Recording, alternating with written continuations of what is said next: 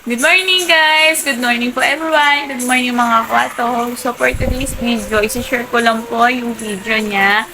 Yung video ni Kwatog nung regarding do sa pizza niya, ano po yung ginawa ko, ano po yung ginamit ko. At ngayon, magaling na po siya. So ito po yung update ng pizza ni Kwatog. Kwatog! Saan yung pizza mo, Kwatog? Ayan po. So ayan, namumula na lang po siya ng konti pero pawala na rin.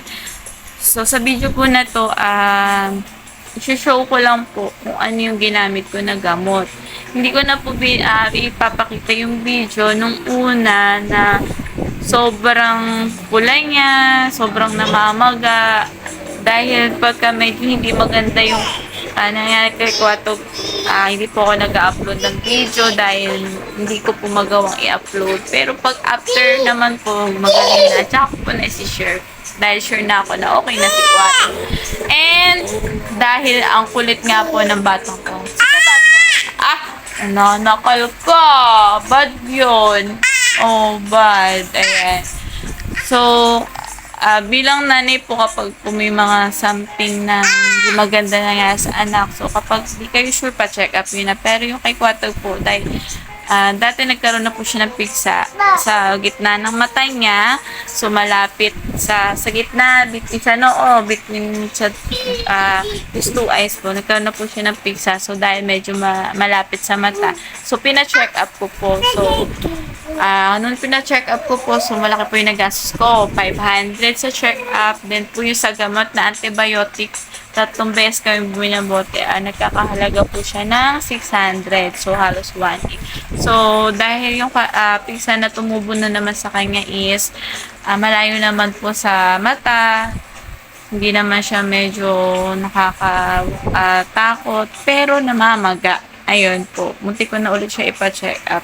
Pero dahil sa ginawa kong ito, sa tip lang po na pwede nyo i-apply, ayun, ipapakita ko po sa. So, tara po, let's watch Kwatog's video.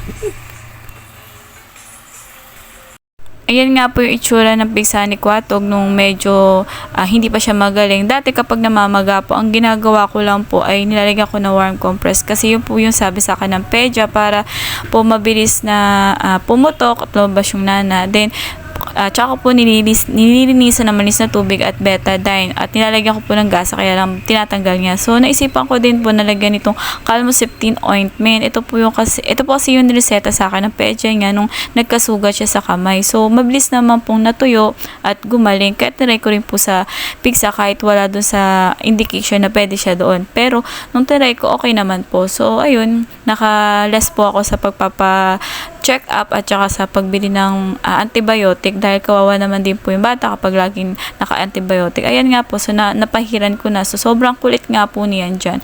So, ayan po, makikita nyo, okay naman siya, effective, ayun.